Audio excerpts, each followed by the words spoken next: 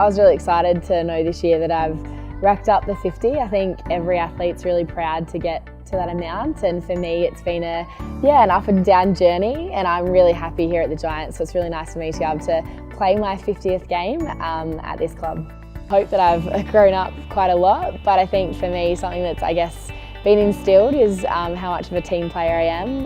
When I first started at the Thunderbirds, my first year as a rookie got thrown in and out of games and knew that was what my position in the team was, and that was my job to do. And I think I've taken that right through and make sure that I'm the best team player that I can be, because that's what I'm all about, and I want us to be successful, and how I can have an influence on that is what's really important to me.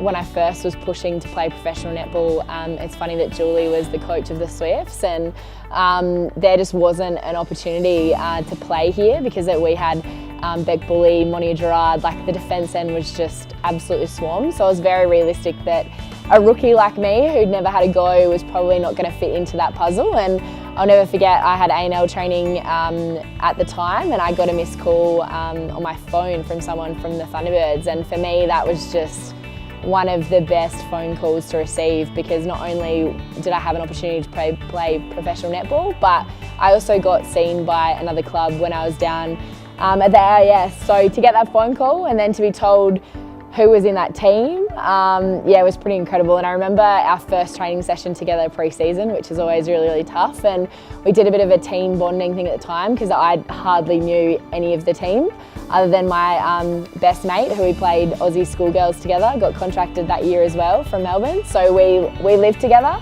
And I remember texting Jane after that session and was saying, we've got something special here. This is going to be an awesome year. And we went on to win the premiership.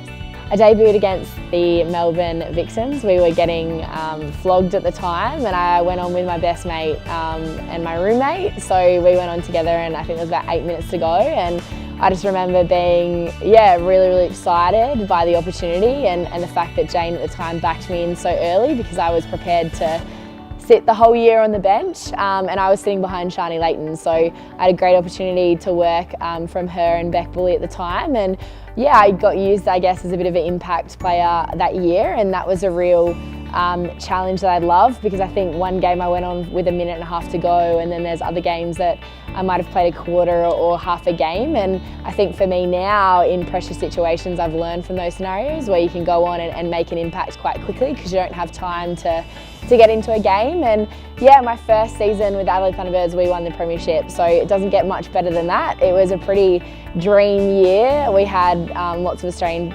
players in the team, and then I had 3 of now my best mates in that team as well. So on reflection, it was a pretty awesome first year in the competition. I actually think it's really nice that I'm playing my 50th game against the Adelaide Thunderbirds, where I started my career and journey at. I think it's nice, and I'm really excited to play them. And my coach at the time, Jane, is obviously their assistant coach now. It's pretty cool that I got picked up from another state, and then now Julie's brought me back home to the state that I absolutely loved playing for. I was so proud to represent New South Wales, and completely know that my development and where I am today is because of my pathway and how strong our state is. So it's a bit of a round circle, which it's been an incredible journey, but I wouldn't change it now that I'm here.